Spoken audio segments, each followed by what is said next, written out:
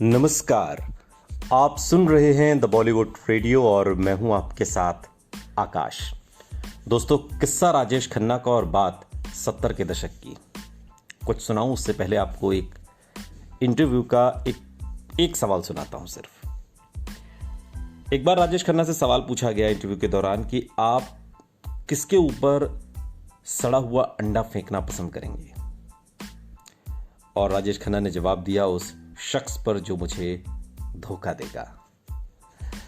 दोस्तों, 70 के दशक के ये वो दिन थे जब बिनाका एक मशहूर टूथपेस्ट का ब्रांड भर नहीं था, बल्कि रेडियो सिलोन से प्रसारित होने वाला हिंदी फिल्मी गीतों का countdown show Binaca Geetmala radio का सबसे मशहूर शो हुआ करता था। इसके जाने माने होस्ट थे अमीन सयानी।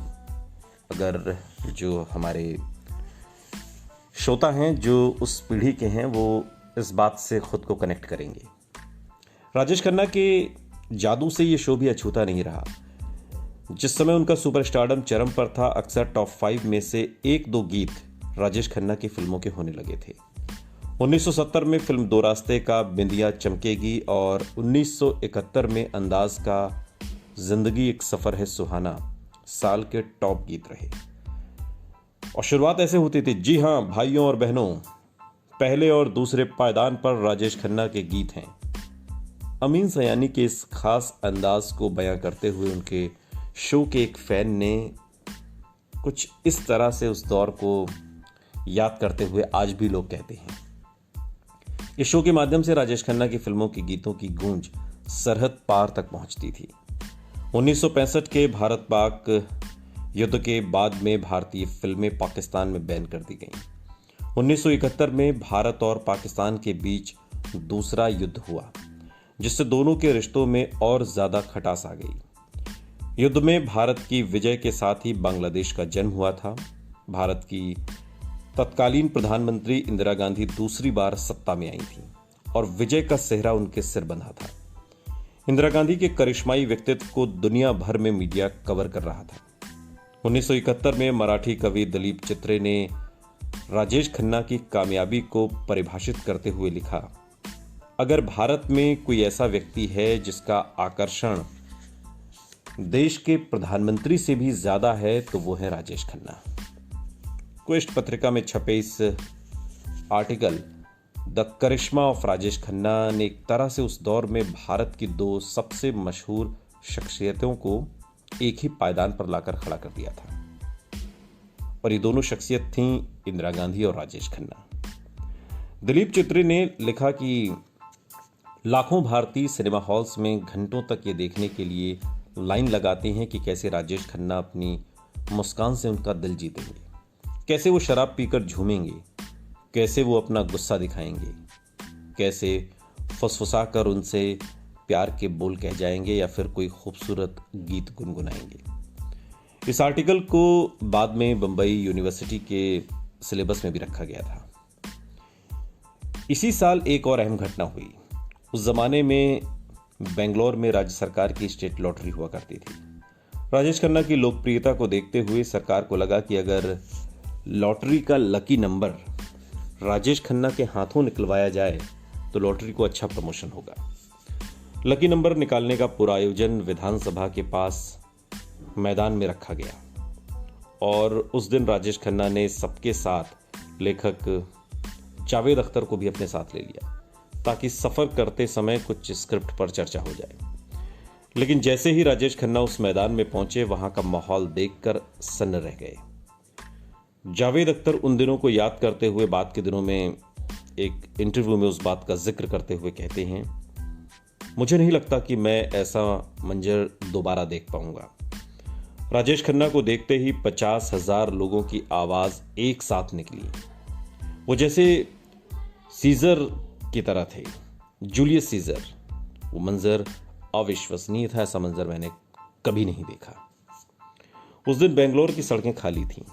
करीब 50,000 लोग एक शख्स को देखने के लिए एक जगह पर जमा हो गए थे, मानो राजा के सामने हाजिरी लगाने उसके दरबारी आए हों। दूर दूर तक जमा भीड़ में सिर्फ लोगों के सिर नजर आ रहे थे। ये राजेश खन्ना के सुपरस्टारडम की अब तक की सबसे बड़ी नुमाइश थी। उन दिनों को याद करते हुए राजेश खन्ना ने बाद के दिनों में कहा कि मुझे लगा मैं भगवान के बराबर खड़ा हो गया हूं। मुझे अभी भी वो लम्हा याद है जब पहली बार मुझे एहसास हुआ कि कामयाबी कितनी अद्भुत होती है। ये आपको हिलाकर रख देती है, जैसे आप इंसान हैं ही नहीं। ये अंदाज के फौरन बाद हुआ था।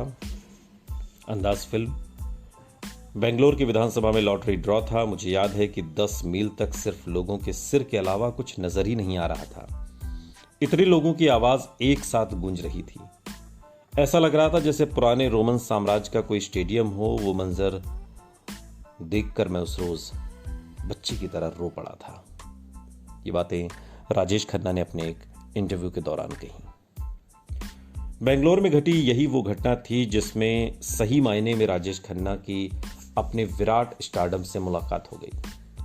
उस दिन खुद अपने जहन में उनका रुतबा कई गुना ज्यादा बढ़ गया।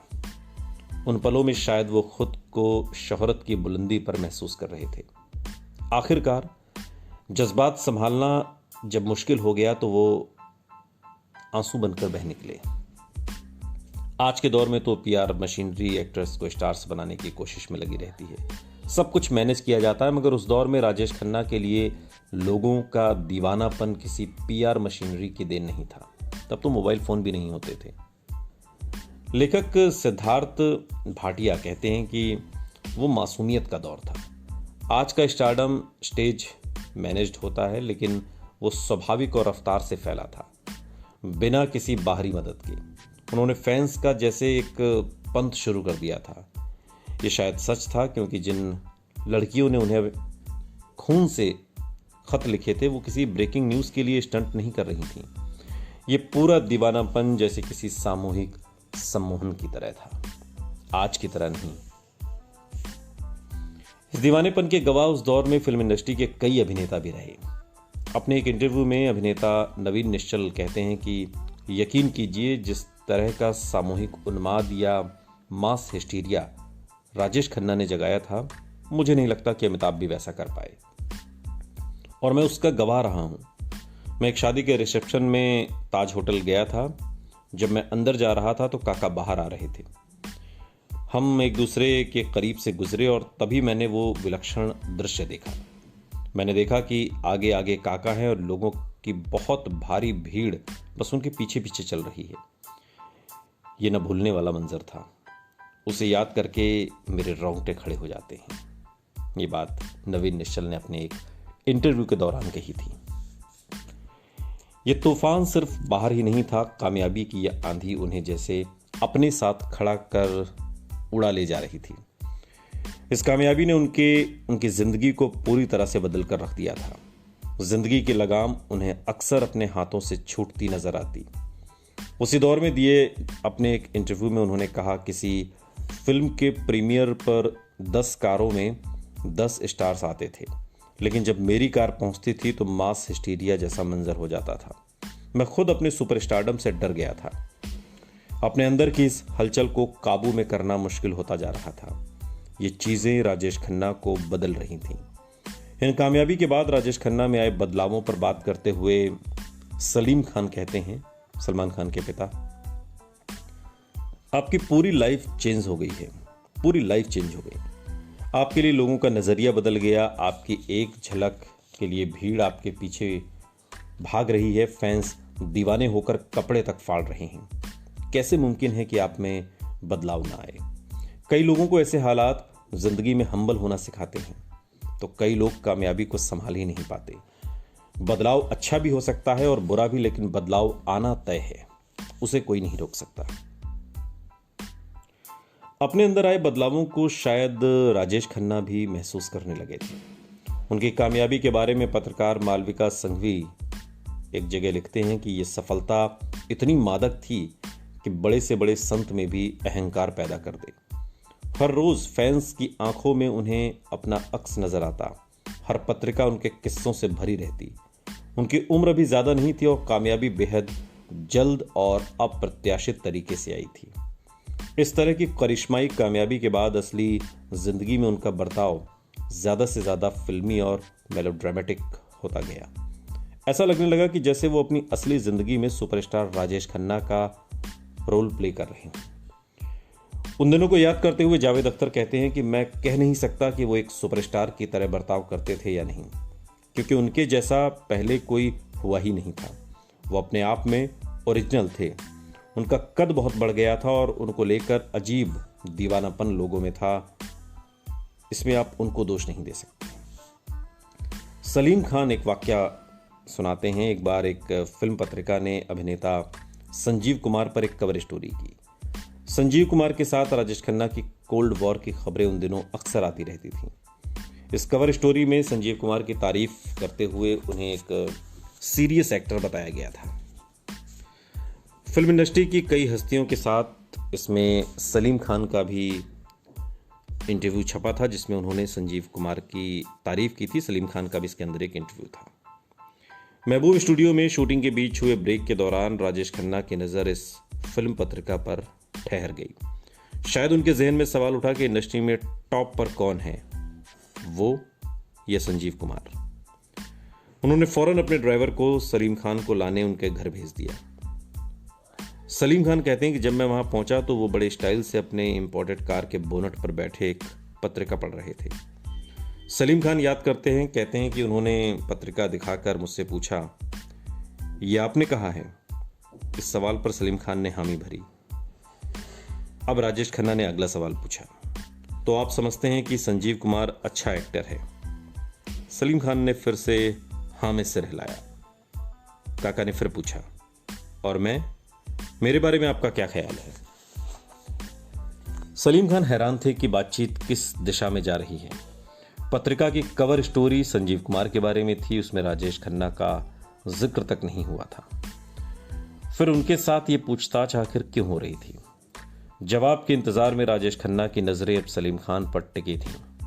उन्होंने फिर पूछा, तो क्या ख्याल है आपका, मैं अच्छा एक्टर हूं या नहीं? अब सलीम खान को जवाब देना था। आप भी अच्छे एक्टर हैं। अगर वो मुझसे आपके बारे में पूछेंगे तो मैं आपकी भी तारीफ करूंगा। सलीम खान ने जवाब दिया।